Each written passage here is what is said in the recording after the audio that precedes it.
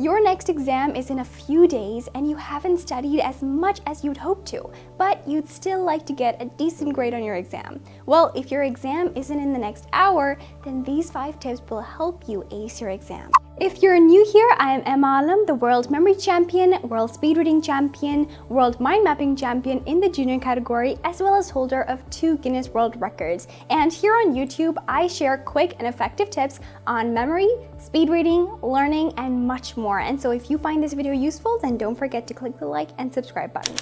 This tip is really simple but often gets overlooked by many students, and that is to look at the objectives and the content that you will be tested on in each paper of your exam. So for example, I did my A-levels through the Cambridge system, and they've got a PDF that contains the syllabus, including the content that will be covered or the chapter names that will be covered in each paper. Now what you want to do is you want to open, for example, for sociology. If it's paper 1 of sociology, you're going to look at this PDF that contains this information and then cover first the main concepts from this paper, so the main chapters, and then when you have time, you can dive a little deeper.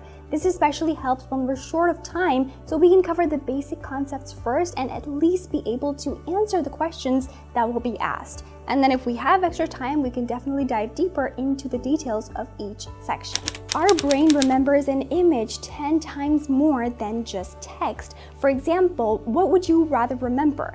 This plain black and white paragraph from an economics book, or this image that conceptualizes the concept that's being said in this same paragraph? I would be able to remember the image much more easier, and as soon as I look at the image, I'll instantly know what's being said. So I personally like to use mind maps because they include images, colors, associations, and codes, all of which help our brain retain information and understand it much more easily, which helps us remember it and recall it for our exams. So I know that it's easier to just go about making notes the same way as we've always known, which is linear notes. But trust me, if you take the time to make a mind map about the basic information of each one of your papers, chances are you will 100% remember what was on that mind map compared to your reams and reams of linear notes. Let's break down a mind map to show you exactly how this works and how effective it really is. So for example, this is a part of a mind map from computer science O-level studies, and we're going to break it down word by word. So as you can see, from the main branch, we've got 4 branches stemming out. One of the branch is about data transfer. Now, what is data transfer? It is how you can send and transfer information from one device to another. There are 3 ways to do this. Number 1, simplex, which can happen in one direction. There's half duplex, which can happen in both directions but not at the same time. And then we've got the full duplex, in which you can simultaneously transfer data in both directions. Now, which one are you more likely to remember? The mind map or the paragraph? The mind map, because it uses colors, associations, and images which trigger your memory and help you remember. Also, it shows you how each piece of information is connected to the other. So when you're in your exam, you'll be able to mentally see a depiction of this mind map and be easily able to answer the question. If you're interested in learning mind mapping, then my coach Sani Alam has a whole online mind mapping course, which I will link in the description box below. And this will equip you with the skill of mind mapping, which you can then apply to your studies, for presentations, for problem solving, for brainstorming, and much more. This is a scientifically proven method to double your retention. Active recall or active retrieval involves creating questions from your exam material and then testing yourselves on those questions multiple times. Now, what this does is it engages those neural networks that contain that information when you're answering each question, because you're recalling it again and again, hence strengthening that memory.